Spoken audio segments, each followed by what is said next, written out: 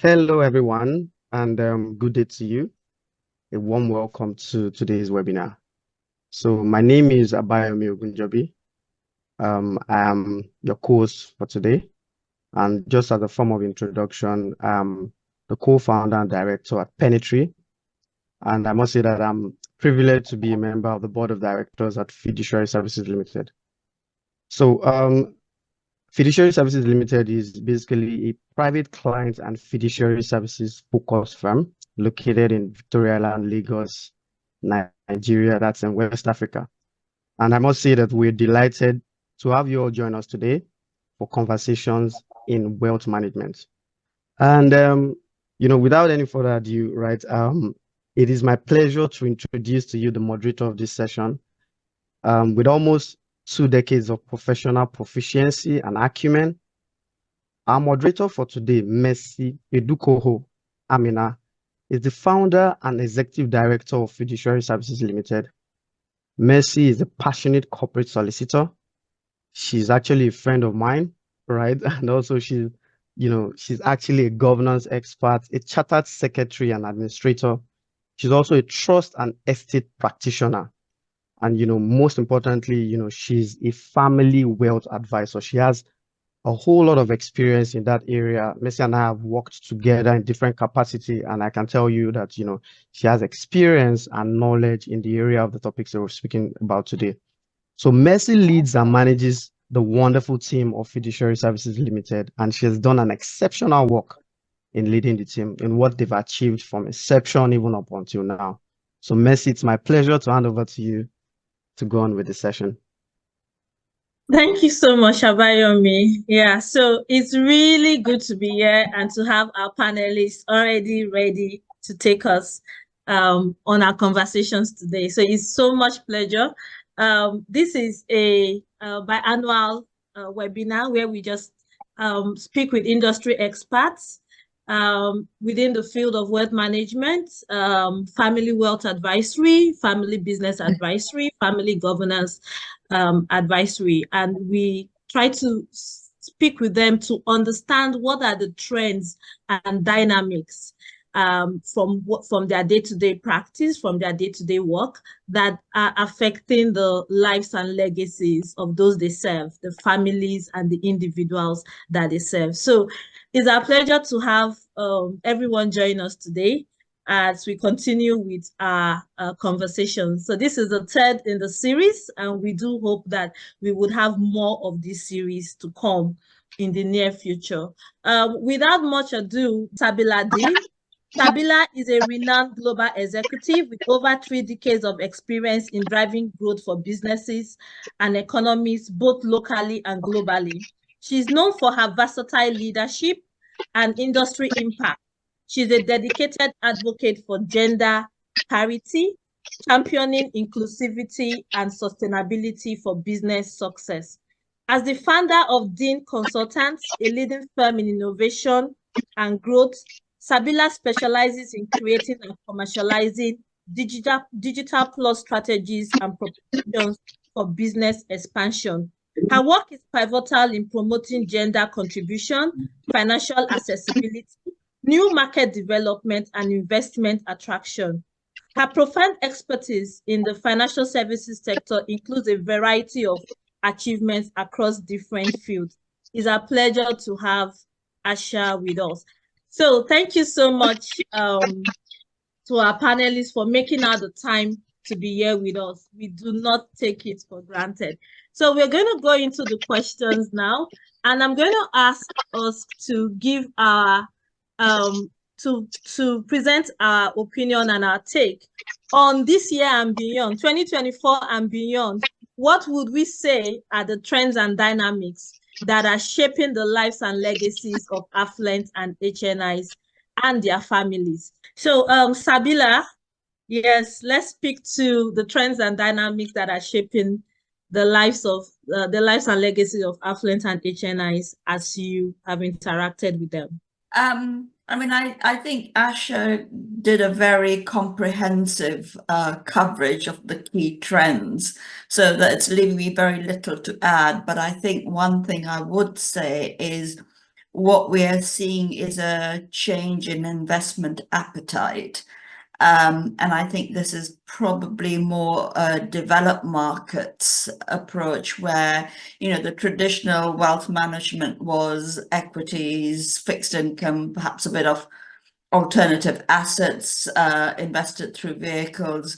What we're seeing, certainly with some of the families we work with in the UK and Europe, is this increased drive to collaborate with other families to grow the wealth or invest in alternative assets, such as directly into property or directly into businesses as well. So there is that trend.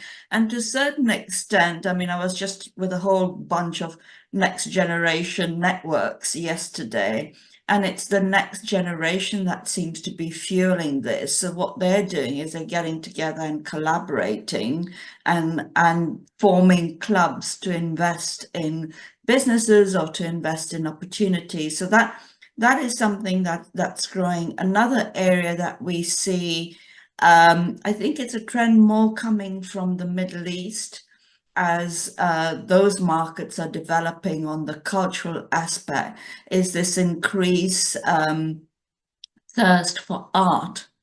And we're seeing that, for instance, in January or February, rather, we will be having an art exhibition for females from the Middle East. So they get to understand about art, its role in wealth management. They get to build their collections as well. So that's growing. Eco-investing is the poster child. And I think Ash has already mentioned that in Africa, we're seeing the trend towards eco-hotels. That's growing as well.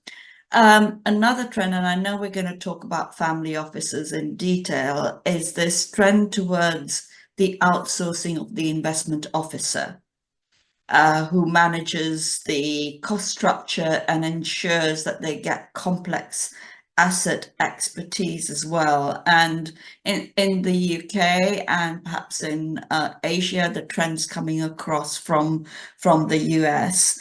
Ash has talked about technology. There are areas around or conversations around M&As that are going on. So how can we collaborate on the M&A front in the developed markets, developing markets? That's the very interesting dynamic. And a lot of our clients are asking us for developing market opportunities as well, and vice versa, really. So there's inbound and outbound.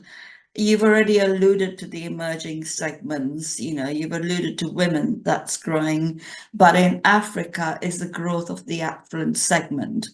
Now, typically in wealth management, affluent segment is described as people with 100,000 to 1 million wealth. But in Africa, we have to look at the affluent segment differently, because the middle classes are growing, but then the affluent segment may be described differently in Africa. So that's a growing trend as well, is the middle class growth in Africa coming back to the region that we're talking about. Okay. Yeah, thank you so much. That was very detailed. Thank you so much, Sabila, for that. So Sabila, I'm going to ask you now that we've just recorded a woman within the $100 billion club, which was pretty much instructive. And yeah, there seems to be a shift in that direction, looking at women and recognizing their potential for significant affluence and wealth accumulation in the present world. So, I mean, what is going on? What is shaping this? What is fueling this? Look, everybody in banking, it's about assets under management, right? Now, I think if you look at where is the growth going to come from, women are scheduled to own 70% of the wealth by 2050. In about 2 years, global women's wealth is worth 93 trillion. And now the figures for Africa are a bit sketchy, and there needs to be more appropriate data collection done, but we estimate it to about 0.5 trillion. But then you look at the number of millionaires, and you've got about 158,000 millionaires in Africa that's scheduled to grow by 40%, and the matriarchs obviously will grow with that. So I think before, women used to be an afterthought in wealth management. The woman would sit there and the advisor would basically talk to the man, and we've all heard stories about that. But now they're becoming center stage. And there are the building blocks of that is producing the evidence, and there's a lot of research done. You've put UBS on, and many of the banks have done research. There's been research done in family offices on the evidence that women are going to own wealth. They are better at being stewards. I think Asha used the word stewards of wealth. And women tend to see wealth as a child. They tend to see wealth as having a life of its own. And I think that is really important when it comes to legacy building and leveraging those skills. Then the other block that a lot of the developed markets are putting up in place is skilling up the banks, or the advisors. In the Middle East, for instance, we've got women who have been made responsible to take roles of the chief financial officer, but some of the big advisors will still ring up the brother or the father and say, by the way, so-and-so has given me this instruction, should I execute it or not? So there is a big educational piece to be done amongst advisors in different markets to know how to talk to women, to know how to respect them, how to build rapport and trust. But there's also the skilling up of women themselves. And increasingly, women throughout the world are recognizing that they've education of wealth, education on how to build it, how to protect it, how to give back is really important, because then they can have more of a voice. If you look at markets, they're at different stages. So if we look at Africa and you look at the Middle East, we've just finished a report on women and investing in the MENA region. They are recognizing the need for financial education. But there is more evidence that needs to be produced for Africa, and we've been busy championing reports in this particular area so that the players can understand that. The other shift that we are seeing, and I know I'm going back to trends, is fathers are now saying in family offices, we want our daughters to lead it. Yeah. So there's that shift, mindset shift that is coming in many of the developed markets, in many of the non-traditional markets, and of course the developed markets. Yeah, fantastic. I think what really was super instructive is the fact that you said that women are better stewards of wealth. And yeah, there really is a shift going on. And yeah, so I think it's about time we get our daughters a lot more innovative and keyed into it. And financial, we can't say a lot about financial education, putting them in the driving seat of this information that they need to be able to be better managers of their family wealth, and not really be by the side or Being on the center stage, right? Yeah, absolutely, being center stage. So how do you think women right now can position themselves to benefit from this global shift that we are seeing? How do you think that women can benefit? What benefit does it bring to them as individuals?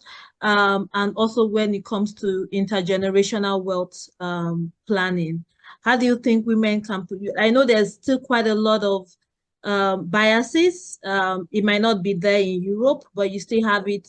You still have it in some parts of the Middle East and thereabouts. So how do you think that this shift of understanding that women are I mean, they are coming into the forefront. They are coming into their own, and they are either wealth inheritors of significant value, or they are actually wealth acquirers or creators themselves. So how do you think that this conversation can evolve in such a way that women actually become that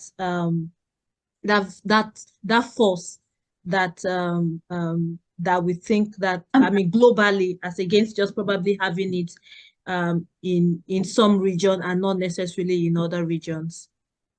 Look, to bring about change, some societies are more patriarchal than other societies. To bring about change, you have to address it on several levels. But the first point, and I love the word that Asha used, which was self-awareness. So if you as a woman are self-aware of what is it you can contribute to the family, and then how you can go about skilling yourself up, then you become a role model within the family. But I want to make one point. It is important to take the male members along. And in some of the parts of the world where we do development consultancy rather than the wealth consultancy, we always stress that also educate the men, the sons, not just the daughters, about the role that the women can play itself. I'm going to talk about women with wealth, then I want to talk about women in wealth as well, because those are some of, and then I want to talk about the enabling environment. So if we come back to women with wealth, and it's recognizing what are their skills and how they can contribute to legacy building. But the first step is going out and increasing their financial awareness, financial education, because with that comes the confidence to have the voice. Then there's probably help needed with the family, with whoever is the controlling. Say if it's a patriarch controlling it, is to enable the woman to have a voice and perhaps be part of the family charters or be part of the advisory board that is developed, so she can be part of that. And then the women, tend to adopt a more holistic approach. So financial planning that comes in when we're looking at legacy buildings fits right well to how women instinctively think about wealth. They think about it for themselves, for their children, for the communities itself. And they have a lot of attention to detail. They recognize the longevity and they recognize health. And they tend to be more collaborative and that is a very important trait when you're dealing with multi-generations and you've got family frictions as well. They're collaborators and bringing, so it's a recognizing that these trends are there in them, and how can they make better use of these? And that comes through either advisors or going out and getting together with other women and talking about it and saying, okay, look, how do we leverage our strengths to build a legacy for the future? There is growth of women in wealth, and we've all seen statistics about women on boards and what it does to company performances and all of that.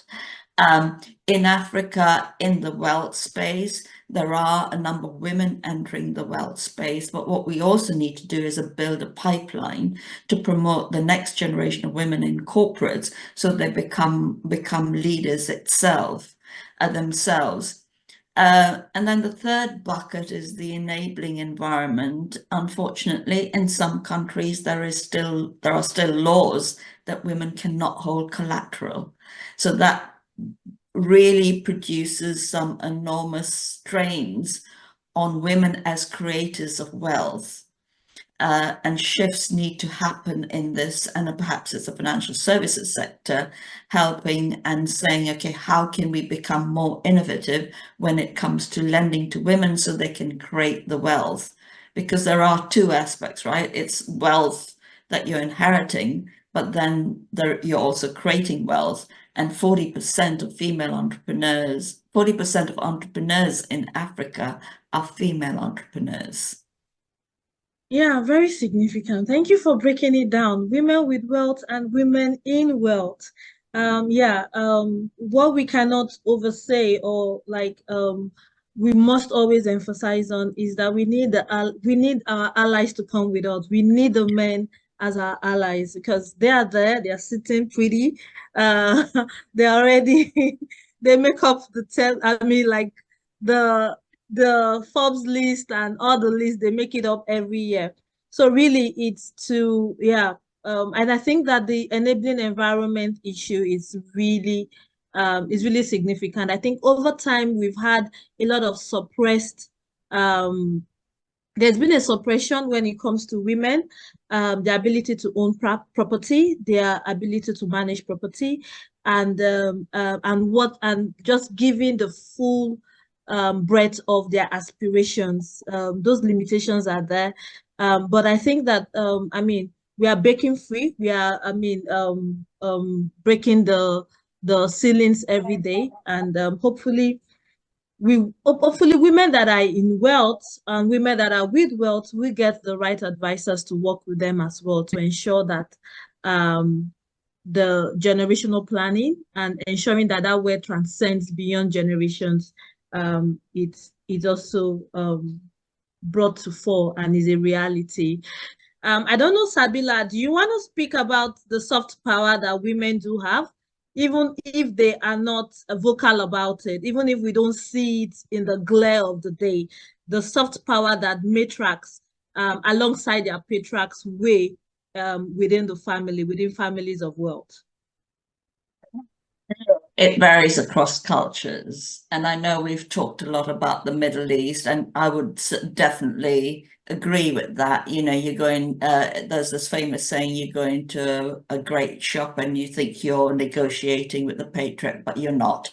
The woman sitting behind the curtains or whatever, and she's actually directing. And I've seen that in my own family. So, you know, I can subscribe to that. But let's just keep going around the globe and we'll come to a conclusion that. But then on the other hand, I've also seen families or worked with families where they have sort of said, we want the daughter to be center stage in the control of the family office. So coming back to soft power, women have always had a soft power within families. Have they been allowed to exercise it is the next question. Can they exercise it to the fullest potential is the next question to consider.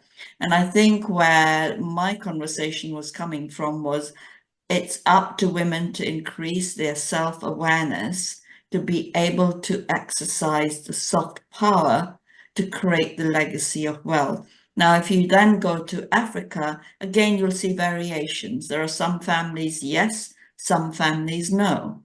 You go to markets such as Central Asia, you go to perhaps North of Africa, you see similar. So I think across, we have to recognize that women are not a homogenous group.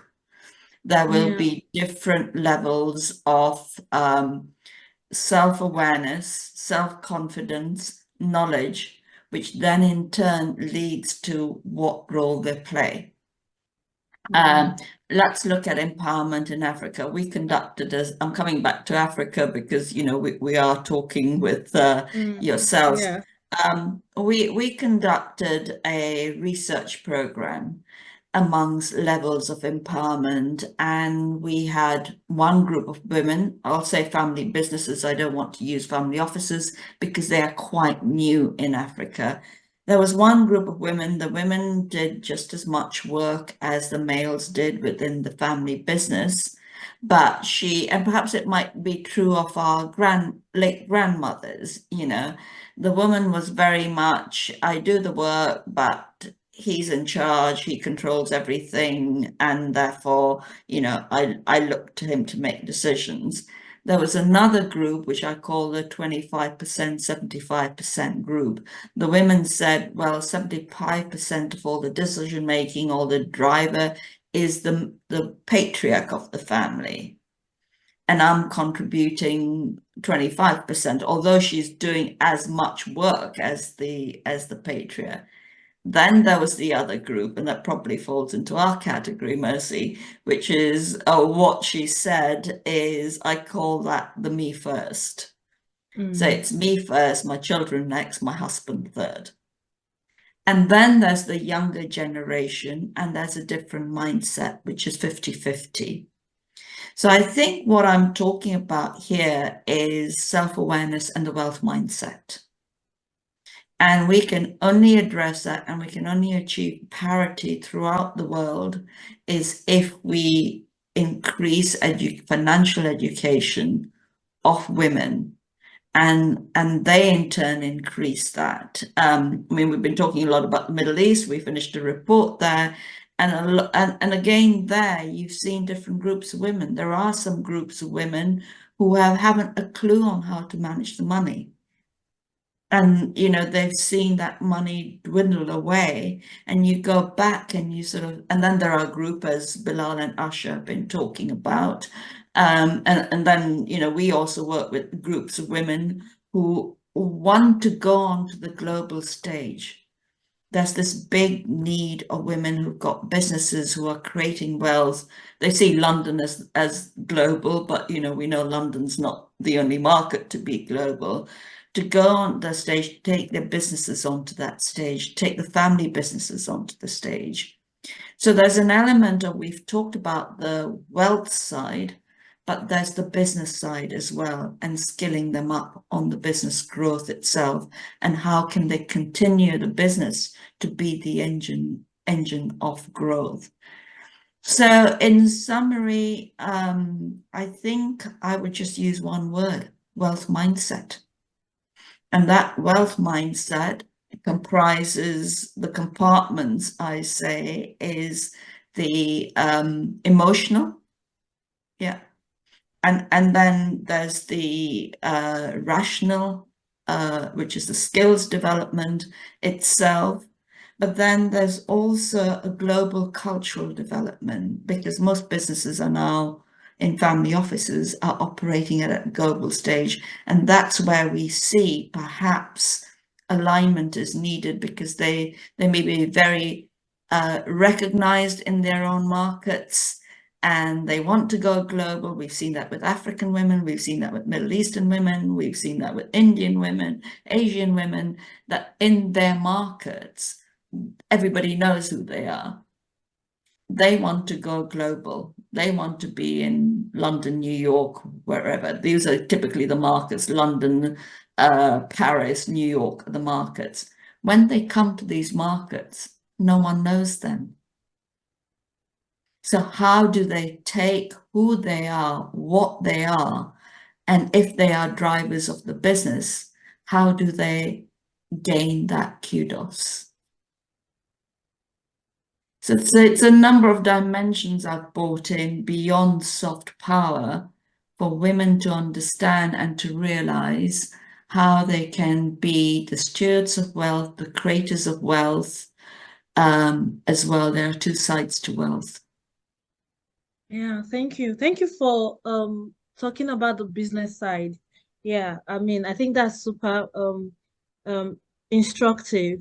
And I'll come back to you on really what I know. You talked about the wealth mindset. You talked about the logical, the rational, the emotional and all that. But we would do more or less like a wrap up on how do women position themselves, whether they are wealth inheritors or they are wealth creators, and how do they best get up on that global stage and really work, I mean, and really come and really be the ones that we would look up and say, oh, is a matriarch that has acquired this wealth, and we are having multi-generational wealth thrive or come out from there. So Sabila, I'm going to ask you, there's a lot of conversation around AI technology and a whole lot of things. So how do you think that plays into the role when it comes to women, empowering women to engage, I mean, to engage more, whether as wealth creators themselves or as members of a family business. How do you think this technology and everything impacts on plays or has a role of, or impact on women and their ability to create wealth as well as to also engender generational wealth?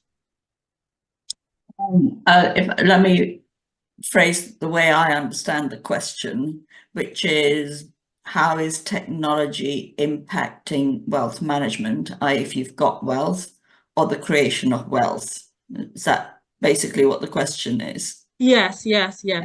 But with more focus on, is it what would you say would be the benefits that women can harness from it? Yeah. Yes.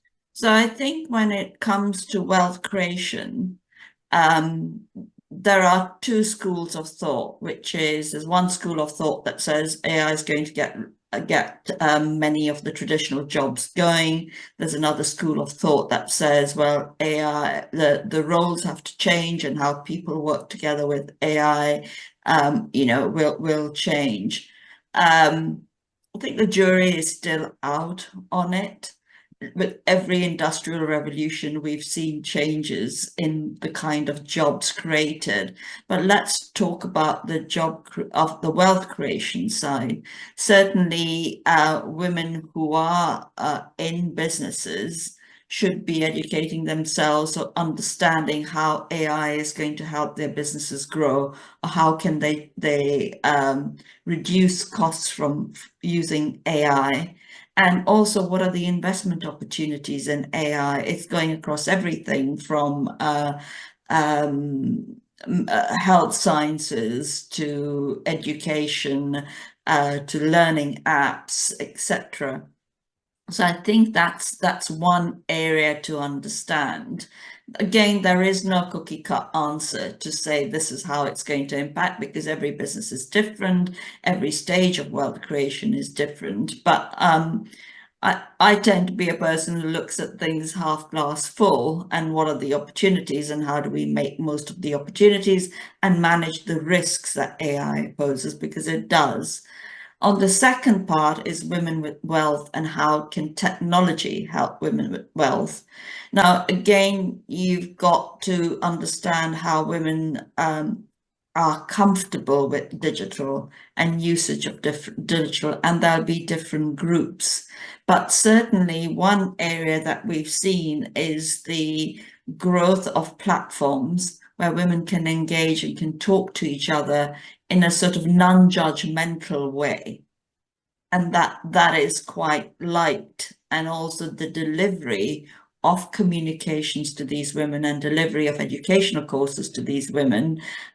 We've had women saying to us, I like short courses that are delivered, so I might be shopping, I might be doing this, and I can listen to the educational side as well. So there's that dimension, which is the whole, how can technology, how can AI be used to develop tailored content for women with wealth, to enable them to become better at managing their wealth, also with client reporting, and having an overview of where the wealth is and where it's going. And some of the things that Bilal and Asha have been talking about is kind of using technology to understand how the wealth is being used, how it is being managed, what are the returns, etc. So I think those are the two different aspects. But underlying with any solutions that are put forward, and I think I'm repeating myself saying women are not a homogeneous group. At different life stages, they have different needs. They have different levels of financial confidence, and also different levels of digital confidence. That in turn drives their levels of empowerment. And by recognizing these different groupings, different solutions can be put into place to get them more empowered and center stage.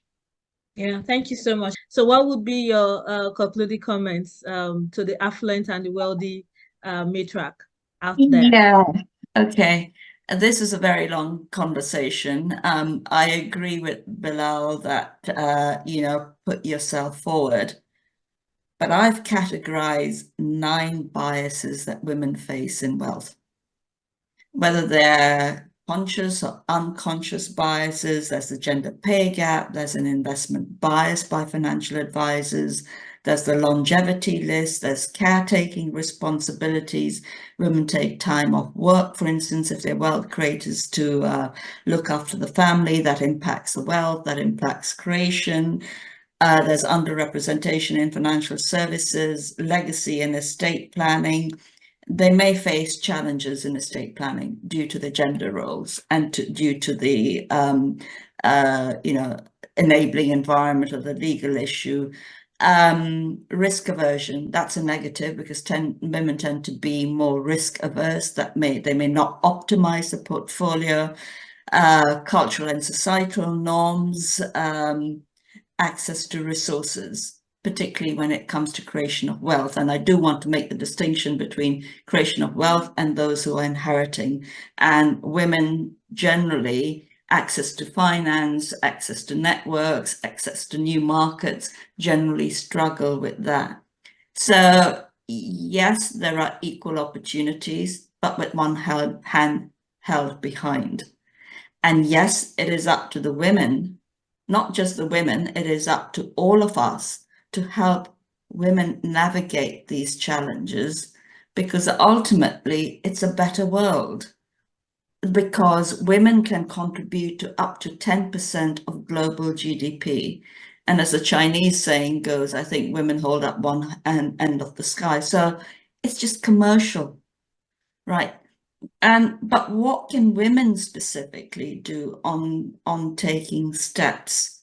I keep coming back to empower themselves through knowledge, educate themselves on financial matters, seek financial advice, understand who are the good advisors who will recognize that there are limitations and help them work within the limitations.